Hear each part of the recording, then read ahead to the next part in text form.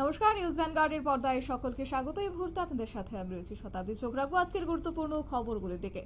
অভিষেক বন্দ্যোপাধ্যায়ের পর এবার রাহুল গান্ধীর হেলিকপ্টারে তল্লাশি অভিযান চালিয়েছে নির্বাচন কমিশন।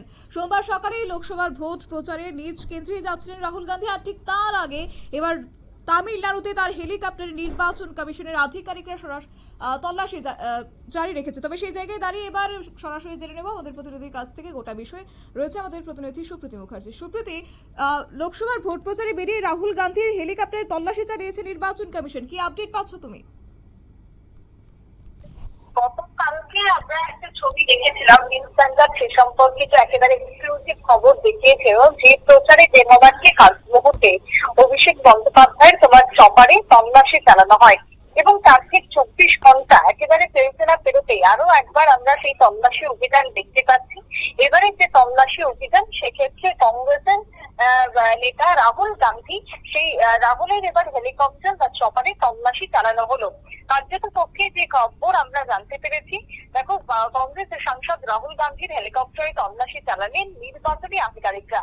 রবিবার যেরকমটা তোমাকে বলছিলাম যে অভিষেক বন্দ্যোপাধ্যায়ের হেলিকপ্টার, যে হেলিকপ্টারে আয়কর দপ্তর তল্লাশি চালিয়েছিল, এবং আজকে সোমবার রাহুল গান্ধীর যে হেলিকপ্টার, সেই হেলিকপ্টারে তল্লাশি চালানো হলো নির্বাচন কমিশনের পক্ষ থেকে। পরপর এই যে পরপর দুটো দিনের এই তল্লাশিকে ঘিরে এক প্রকার বলা যায় যে বিরোধী মহলে এক জোর গুঞ্জন এবং জল্পনা তৈরি হয়েছে। দেখো, আজকে যে তল্লাশি সম্পর্কে আমরা জানতে পারছি যে তামিলনাড়ুতে নামে রাহুলের চপার, এবং সেখানেই কপ্টারে তল্লাশি চালান নির্বাচনী আধিকারিকরা। এবং সোমবার নিজের কেরলের ওয়াইনাড়িতে তিনি প্রচারে যাচ্ছিলেন এবং ঠিক সেই পথে রাহুলের কপ্টারে তল্লাশি চালানোর নির্দেশ নির্বাচন কর্মীরা যে নির্দেশ দেওয়া হয়, এবং সেই নির্দেশ মতো তারা তল্লাশি চালান।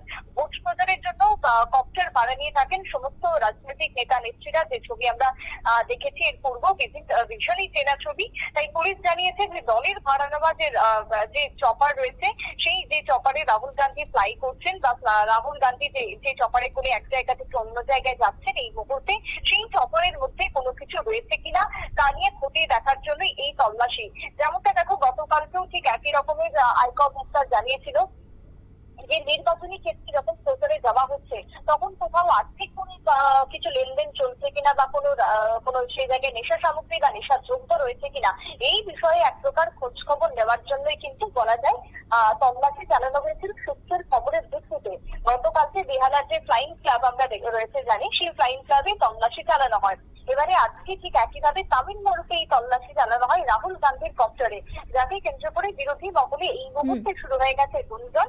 এবং সেই জায়গাতে এই অভিযানকে ঘিরে কংগ্রেস কর্মীদের মধ্যে ক্ষোভ বেড়েছে।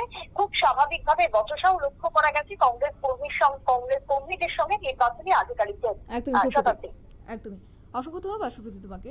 বিস্তারিত তুলে ধরলো আমাদের প্রতিনিধি সুপ্রীতি মুখার্জি। এবং অভিষেক বন্দ্যোপাধ্যায় লোকসভা ভোট প্রচারে যাওয়ার আগেই, তার নিজ কেন্দ্রে যাওয়ার আগেই তল্লাশি অভিযান করেছে জাতীয় নির্বাচন কমিশনের পক্ষ থেকে।